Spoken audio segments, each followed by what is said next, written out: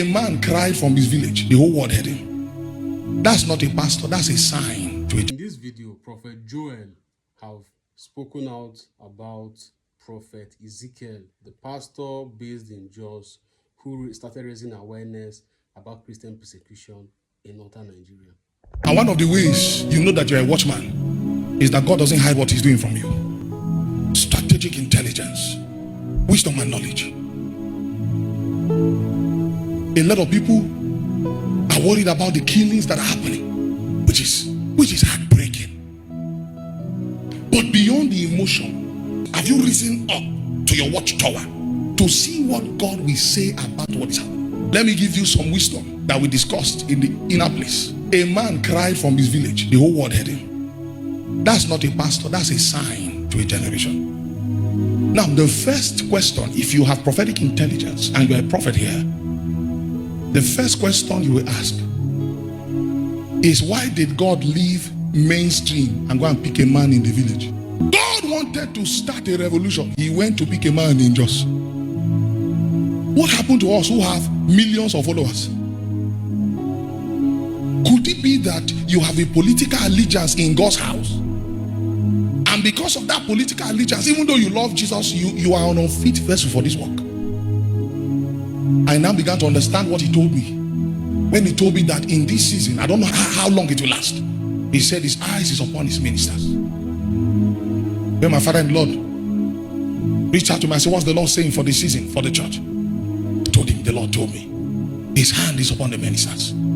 He's not focused on conferences. He's focused on ministers' conferences. Me, he told me, he said, go and start reading the Bible again. He will begin to send you back to those books you read and you encountered him. Because he told me clearly, he said he wants to train and retrain his ministers. And one man has become a sign. That operation of God in that man's life has shifted the general conscience of what it means to be a father of faith. A man can stand and not have a dime, but because his faith is precious, ready to die, to stand for truth, he rises and becomes a father to a generation. Because God knows we are not serious in Africa. He moved the whole of America for one man who preached a sermon that was not up to 45 minutes. And we sit down and say we are pastors. Let's go and cry. Someone messaged me. He said, Prophet, you know, I'm very active talking about this on Twitter. But he said, Prophet, you should be doing video everywhere. I said, this one doesn't have wisdom. Yes. Can I tell you why I said that? The reason is, if your voice has not been sanctioned, your voice will become a distraction. Keep quiet and let the people God has raised speak. You support them from behind, so that you don't cry and then they now bring a girl you impregnated. You know that people who jump on trend. We are so burdened for this man. No, they are checking how many views their video has. God did not send those ones. There are people God sent, sir. Your own is to keep quiet, decrease. It is time for Issachar to lead. Don't come and bring your voice and cause noise everywhere. Fight the way you know how to fight. Use what you have to add your own support. But don't go and start making video and you are crying like him from the 85th floor of Nikon luxury hotel. You sit down with AC everywhere and you are saying, my heart goes for the people in the north. Even this morning I prayed for them. Meanwhile, most of these people they don't even pray.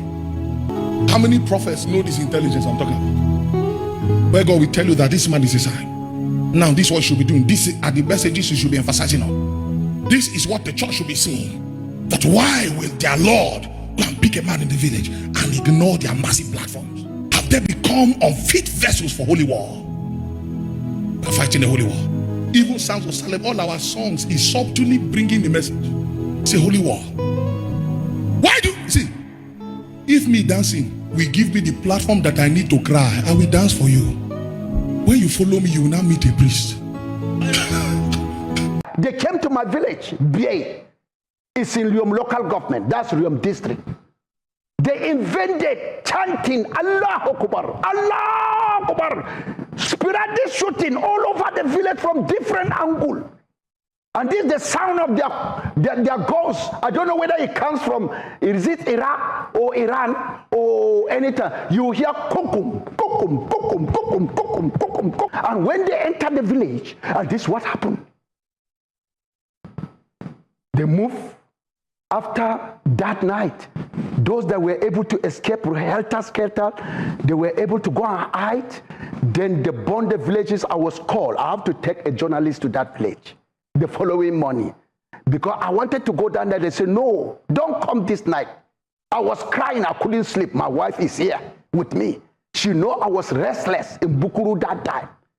Until when it was in the morning, I was able to move. Come and see children that came out from the bush and they were in trauma. Women that hid themselves and went reluctantly into the village.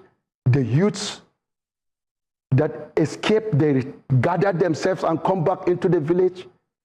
They were following me into the house. What will I see? I was able to see my grandmother that I grown up with in Gomata. And the youths were challenging me that they want us to bring something for their self-defense. And we didn't do anything. And look at it here. When I saw her corpse, the youths are the one that opened her chest for me. And I saw a broken knife. There was no heart. They asked me, would they remove that knife? I said, no, leave it there. Let that knife become a weakness for us when eternity comes. Wherever they are, they will not escape judgment. Behind the yard, here is my uncle's corpse called Dangai. His tongue was removed. And we did the burial. 13 people were killed. They took me to my childhood friend. We grown up, Dalio gang. I went into his house. I saw his wife, 4 children. They are on other side struggling. And the woman, there's nothing she can do. The fire just came down and burned them all. The woman quickly pulled her child at the back, seeking for the way to escape. I discovered they locked the door so that none of them would come out. That is how we buried her with her child at the back. The agony of Christian in Nigeria. These things can never be overstated. Prophet Joel just summarized the whole matter, right? You see, Reverend Ezekiel is an end-time prophet, right? Any name people are calling him now is totally deserved. Any positive attribute, any positive things that are being said about him is totally deserved. Of course, there are people that are still, there are those that are actually jealous, right? And just like he said, when you have a church in Lagos or Abuja, mansion, 5-star building and all those things, you will not be able to relate to the experience of Reverend Ezekiel. It is impossible. You can only pretend, you can only try. It is totally impossible to understand what it feels like to be Reverend Ezekiel. Now, it's also good, right? The fact that some, even though they cannot relate to the experience of Reverend Ezekiel, they are still able to lend their voice on the matter, right? Say positive things. But the painful ones are the ones who we try to play it down. See pastor coming up to just casualize everything, just play down everything for whatever reason. For whatever reason. That one is so painful and it is so sad. Now, the second video was Reverend Ezekiel himself speaking recently during an interview on, I think, News Central, right, where he was invited. I think that was probably his first official TV appearance, where he even came with pictures, and all those things. What do you guys think? Don't forget to subscribe, like, share this video.